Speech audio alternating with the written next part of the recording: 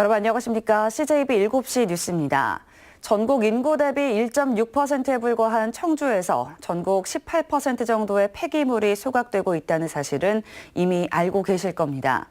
여기에 또 청주 지역에 전국 규모의 소각장이 들어설 준비를 하고 있는 게 알려지면서 해당 지역 주민들이 반발하고 있습니다. 김기수, 정진규 두 기자가 취재했습니다. 올해 청주시 인구는 83만 명입니다. 전국 인구 대비 1.6% 수준에 불과한데요. 이런 청주에서 전국 소각량의 18%를 소각하고 있습니다. 대부분 청주 외 지역에서 발생하는 폐기물을 가져와 소각하고 있다는 얘기입니다.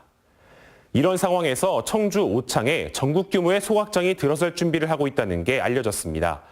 이 시설을 포함해 현재 청주의 신설과 증설이 추진 중인 소각장들이 들어서게 되면 앞으로 전국 폐기물 소각량의 26%까지 청주에서 처리될 것으로 추산됩니다. 전국 소각량의 4분의 1을 청주에서 처리하게 된다는 겁니다. 당연히 지역에선 반발할 수밖에 없는데 더 큰 문제는 지금 같은 상황에선 앞으로 소각장 설치 문제가 끊이질 않을 가능성이 높다는 겁니다. 어떤 이유에선지 정진규 기자가 취재했습니다. 인허가 절차가 진행 중인 청주시 오창읍의 폐기물 소각장 부지입니다. 소각로 배출구의 예상 높이는 지상 200m가량으로 청주에선 우암산을 제외하곤 배출구보다 높은 곳이 거의 없습니다.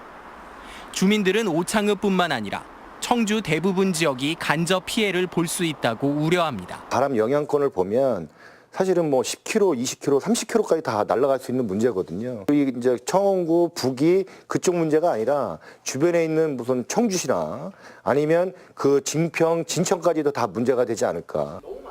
하지만 주민들이 이런 의견을 내기란 쉽지 않습니다. 관련법상 폐기물 처리업체가 주민 동의서를 제출할 필요도 없고 인허가 검토 단계에서도 주민 의견 청취는 빠져 있습니다. 주민 반대 의견을 제출한다 해도 이를 근거로 소각장을 불허할 수도 없습니다. 처리 규정상에도 그 주민 반대를 갖다 이유로 허가를 갖다가 하지 않거나 이렇게 하지 못하도록 돼 있습니다. 상황이 이렇지만 지정 폐기물 소각장의 경우 청주시에서 할 수 있는 건 거의 없습니다. 이런 소각장의 인허가가 금강유역 환경청에서 이제 인허가를 하는 기관입니다. 최종 판단은 금강청에서 해야 되는 부분이고. 지자체에 인허가권을 주거나 주민 의견이 반영될 경우 자칫 전국에 소각장이 들어설 곳이 사라질 수 있다는 이유에서입니다. 결국 오창 소각장 설치가 무산된다 해도 지자체나 주민 의사와는 별개로 청주에 또 다른 소각장이 언제든 들어설 수 있다는 얘기입니다. 주민 의견 수렴 절차를 강화하는 내용의 관련 법조항 개정이 필요하다고 생각돼서 이제 이달 말에 발의를 할 예정입니다. 한 지역에만 집중되고 있는 소각장의 제도적 보완책 마련을 위해 지역 정치권이 힘을 모아야 한다는 목소리가 커지고 있습니다. CJB 뉴스 정진규입니다. 다음 소식입니다. 환경청 집계 결과 지난해 충북 지역 미세먼지 농도가 나쁨 수준을 보였던 날이 전국에서 가장 많은 102일로 나타났습니다. 이는 3, 4일에 한 번꼴로 전국 평균 나쁨 일수인 59일에 배 가까이 많았습니다. 한편 지난해 충북의 미세먼지 평균 농도는 세제곱미터당 27 마이크로그램으로 역시 전국에서 가장 높았습니다.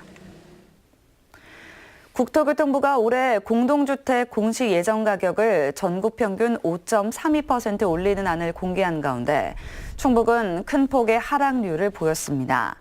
충북의 하락률은 8.11%로 울산과 경남에 이어 전국 17개 시도 가운데 세 번째로 높았습니다.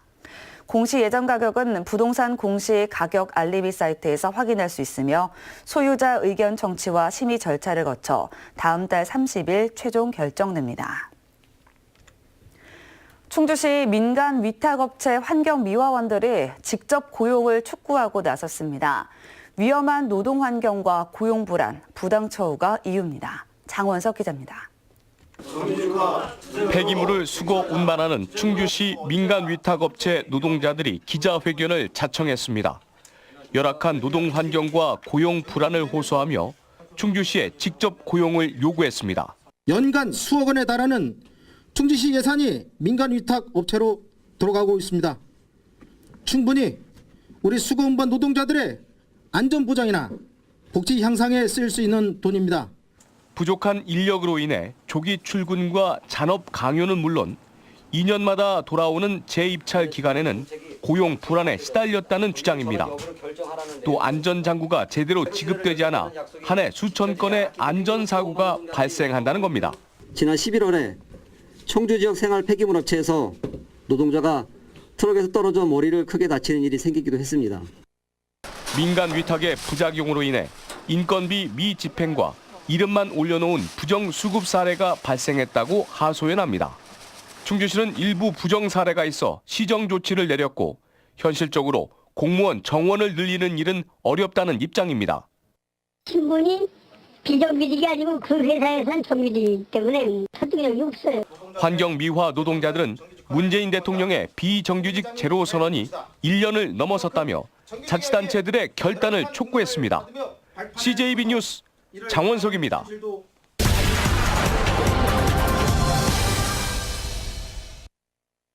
충북에 우려했던 최악의 고용 한파가 불어닥치고 있습니다. 연일 쏟아내는 일자리 대책을 비웃기라도 하듯이 도내 실업률이 숨가쁘게 상승하고 있기 때문인데요.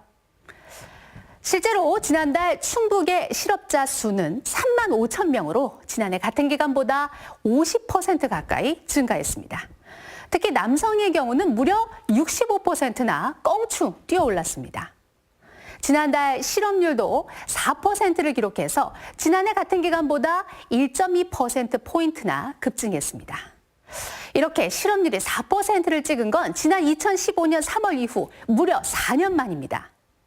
실업률 4%의 의미가 더 무겁게 다가오는 이유는 최근 실업률의 흐름이 심상치 않다는 겁니다.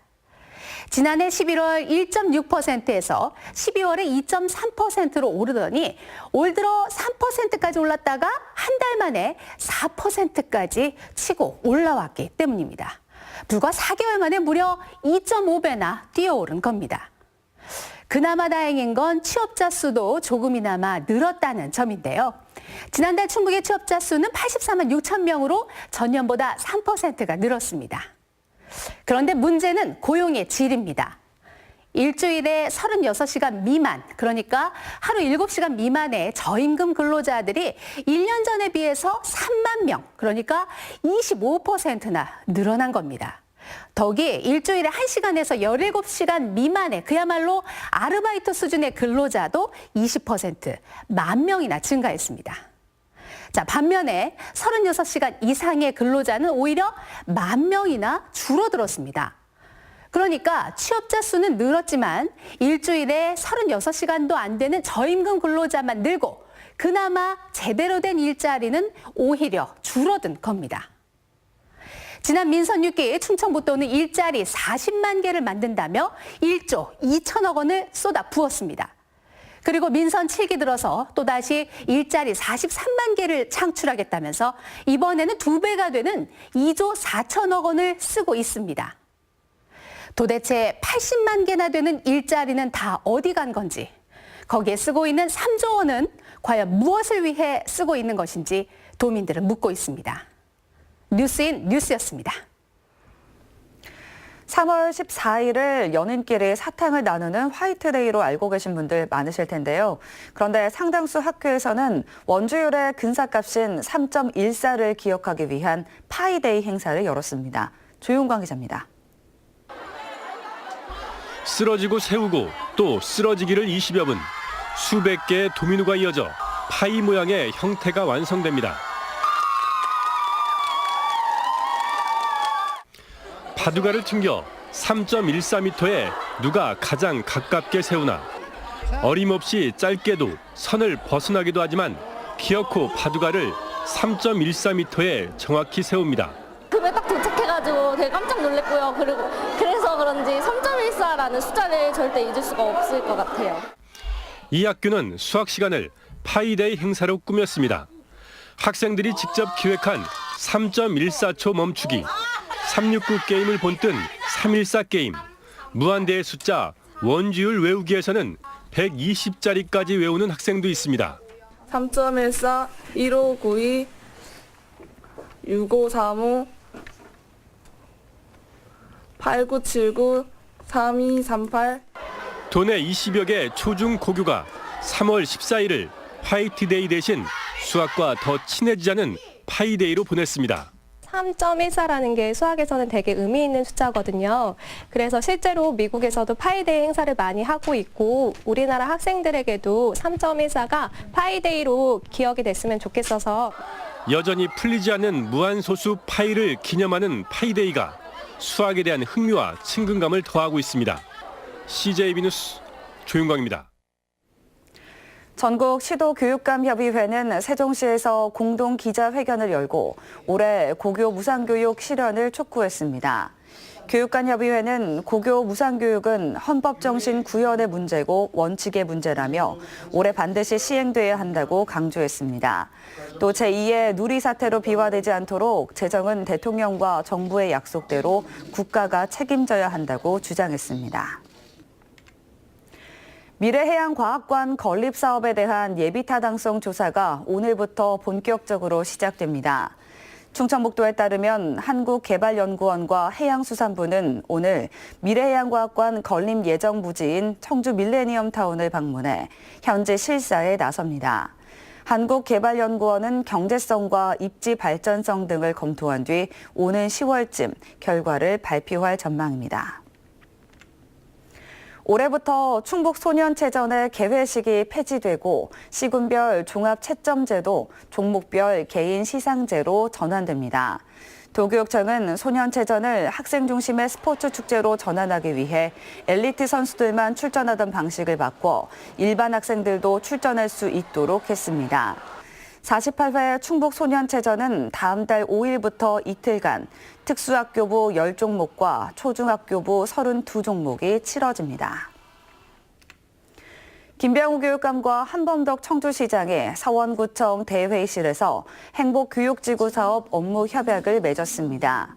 지난해에 이어 추진되는 이번 사업은 양측이 각각 12억 원씩을 부담해 지역 특성에 맞는 교육 공동체, 마을 돌봄, 학교 밖 청소년 등에 대한 지원을 하게 됩니다. 청주시가 전기 자동차 316대를 보급하기 위해 차량 구입자에게 52억 원의 보조금을 지원합니다. 신청 자격은 올해 1월 1일 이전에 청주시에 주소를 둔 개인 또는 법인으로 최대 1,700만 원에서 최소 920만 원을 지원합니다. 접수 기간은 오는 18일부터 29일까지입니다. 청주지방검찰청은 태양광 발전공사 등 허위 사업을 내세워 100억 원대 투자 사기를 벌인 혐의로 개인 간 대출업체 전 대표 서모 씨를 구속했습니다. 서 씨는 다른 업체의 태양광 발전 공사 등을 자신의 업체 사업처럼 꾸며 수천 명으로부터 100억 원대의 투자금을 받아 챙긴 뒤 이 가운데 상당 금액을 자택 구입 등 개인적 용도로 사용한 혐의도 받고 있습니다. 다음은 오늘 도내에서 열리는 행사를 안내해 드립니다. 청주에서는 피라모닉 데어클랑 앱솔루트 클래식 공연이 오후 7시 30분 청주 아트홀에서 열립니다. 제천에서는 2019 드림스타트 사업설명회가 오후 2시 보건복지센터에서 있습니다.